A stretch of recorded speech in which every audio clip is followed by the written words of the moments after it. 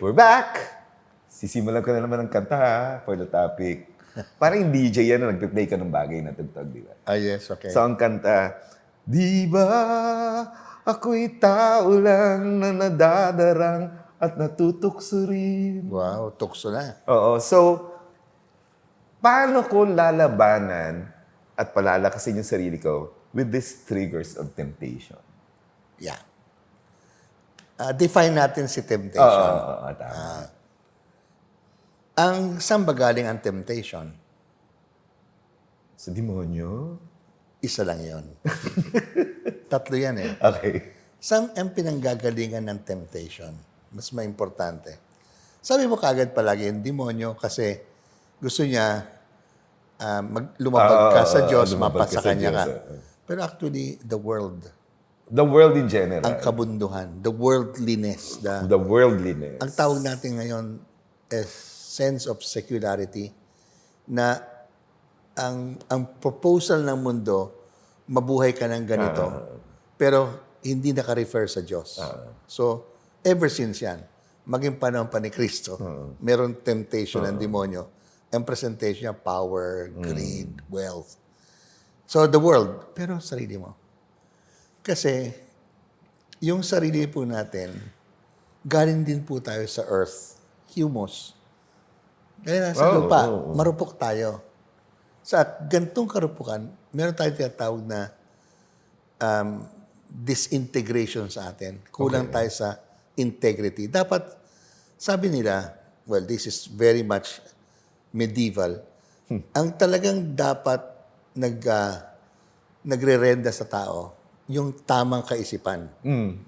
Kasi kung tama ang iyong kaisipan, tawag natin siguro niya, mindset, di ba? So, intelligence mo. Ano? Kung alam mo ang tama, Aware ka. alam, gawin mo ang mabuti. So, dapat mind, will. Gawin Pero mo. natutukso ka doon sa hindi So, mabuti. kung sabi mo, gagawin mo yung mabuti, sasabay dapat Lahat. ang sinasabing passions and rest, di ba? Okay. So, ibig sabihin, alam mo yung tama at sinasabi ng iyong puso, yan ang mabuti, sasabay ba ang katawan? Kasi body, soul eh.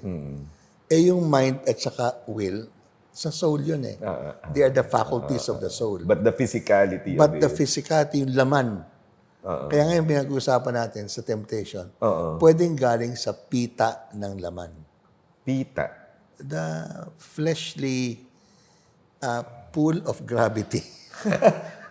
Kunyari, katamaran. Oh, tama. Diba? Ang Tama. hirap It's a bumangon. state of physicality. Di ba? Ang hirap bumangon. Pero alam mo sa mind mo, I have to dapat be meron kang productive. gagawin. O yan, o, di ba? Oo nga. And yet, yung sinasabi ni Kristo, Matitem ka na, ayaw. di ba, please watch out for 1 hour with me. But the spirit is willing, but the body is weak. So, tatlo po. Basta ayusin kagad natin.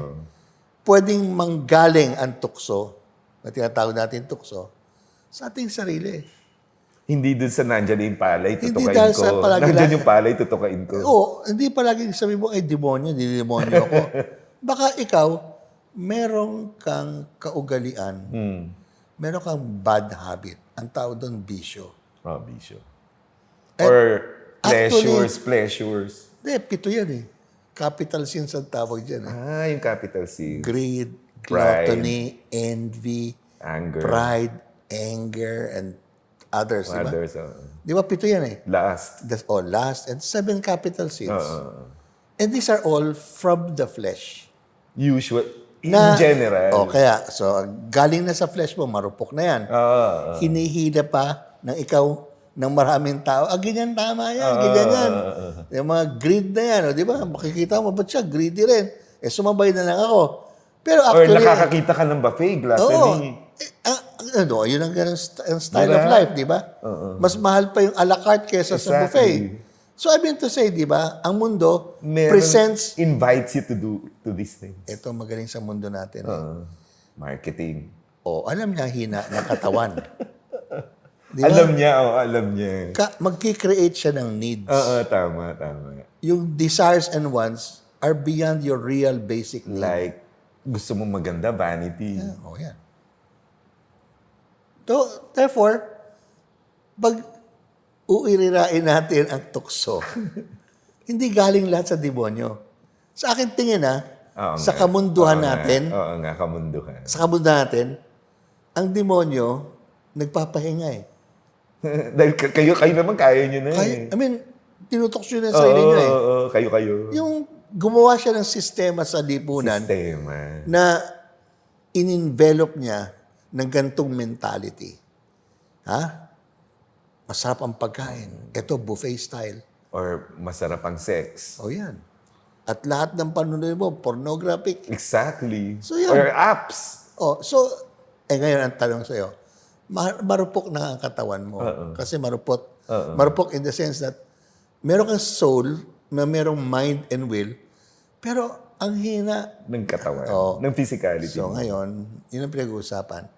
Pag pinag-uusapan ng tukso, ang tanong, meron ka bang self-control? Mahirap yun. Doon papasok. Papasok ba ang mind and will? Will. Para una sa lahat, the buck stops here.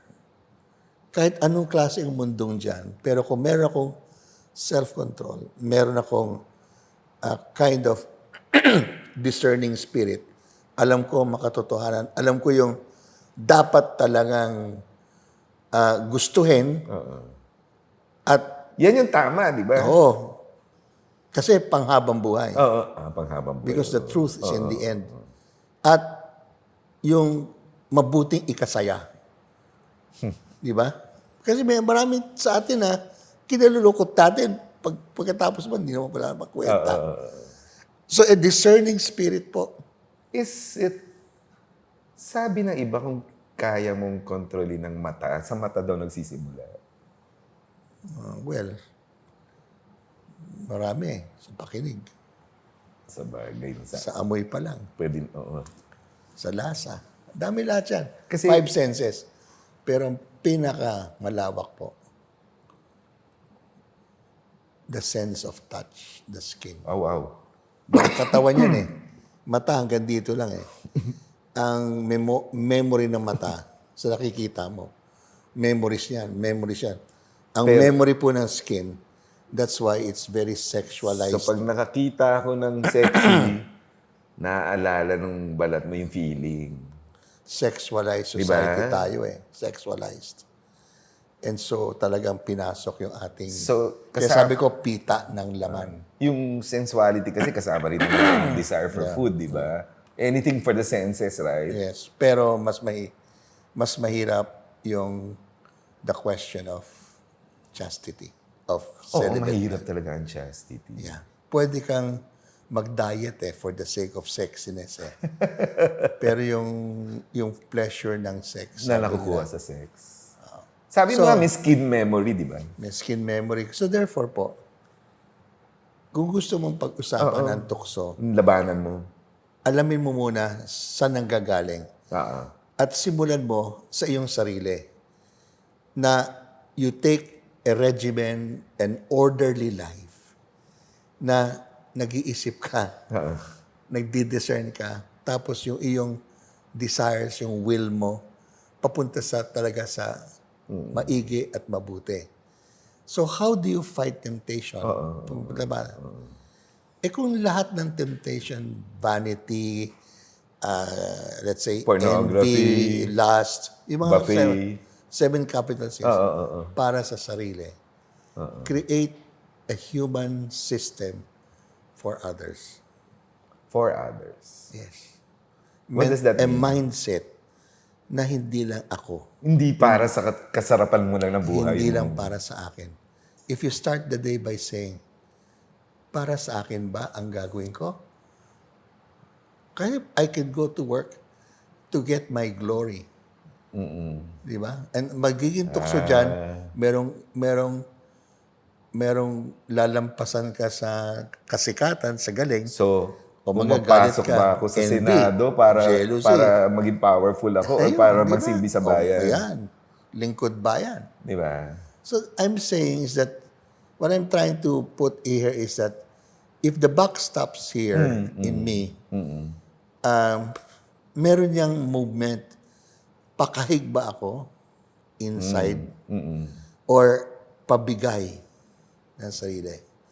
At alam nyo, ito maganda sa spirit natin, sa soul. Sa body, pwedeng maubos eh. Mag-aagnas eh. Oo. At pwede kang manghina kasi nga Magkasakit. muscles and all of that eh. Pero alam nyo, the spirit and the mind can be eternal eh.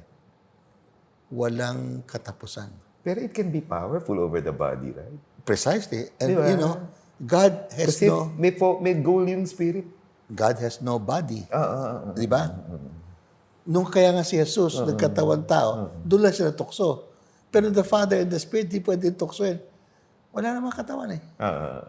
They're full of spiritual faculty nila is mind and will. Pero nung kabubuhay na niya, di ba naghanap siyang pagkain? Kaya, Pero glorified na siya, nakaka-penetrate na siya sa walls. pero I'm saying is that, hindi, yung paghanap niya ng pagkain si Yesu Cristo is just to prove to them na buhay ako. Nabuhay ako, Oo, no? pero As tao more in importantly, Diyos. is nung tinukso siya. Oo, Kagad, oo. it's about the flesh.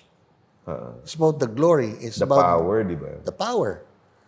And the Father will not be tempted kasi He's spiritual. Di ba? Ang temptation ng spiritual is pride. Pride. Again, it's self. Itself. And that's the devil that became one.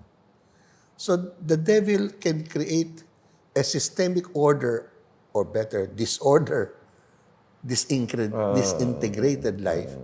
Kasi maraming tutuksoy niya, magiging style of life, pahinga na siya. Ikaw marupok ka, mapapasama ka. Di ba pride din yung, you try to make, yung bawal, right and convenient for you. You will rationalize it. Ira-rationalize mo eh. Pag hindi ka marunong mag-isip ng discernment na yan, Justify mo. gagamitin mo ang iyong isip para itama mo ang ginagawa I-fit mo. sa'yo. Iyan ang mahirap.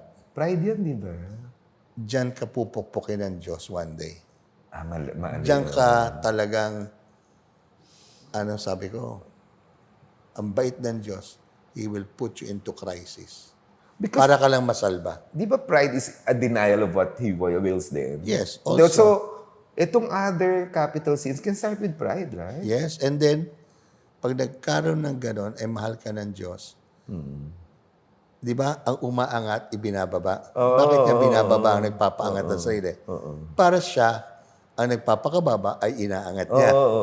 Ang dapat mag-angat ng Diyos eh. Pag ikaw nag-angat, ibababa ka talaga ng Diyos para matutunan mo na ang Diyos, siya talaga.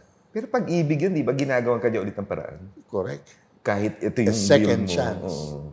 Bakit nga si Adan at Eva, nagkasala, hinanap pa niya. Hinanap pa niya, di ba? Di ba? Ganun po. So, huwag kayong matakot sa tukso. Matakot kayo sa sarili nyo. Di ba? Kasi kung marupok palagi ang sarili mo, wala kang self-control, wala kang virtues. A virtuous life. Para yung walang mananakaw kung hindi ka magpapanakaw, no?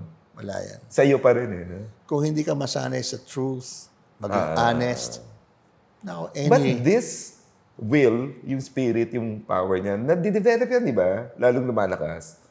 with God's Para grace, natututo sa exercise by the Holy Spirit, by the Holy Spirit. that inspires, that guides, that gives you the conscience, yon. And So, it is a life of the Spirit. And it strengthens you. Definitely. So, beyond us, Beyond beyond the world, us. beyond the devil, Oo nga. there is God with us, in us. Follow the Spirit. Follow the Spirit. Flow with the Spirit's desire. So, ang tukso layuan nyo, pero ang Ask Tio, i-share nyo at i-like. We'll be back. At mag-ingat kayo.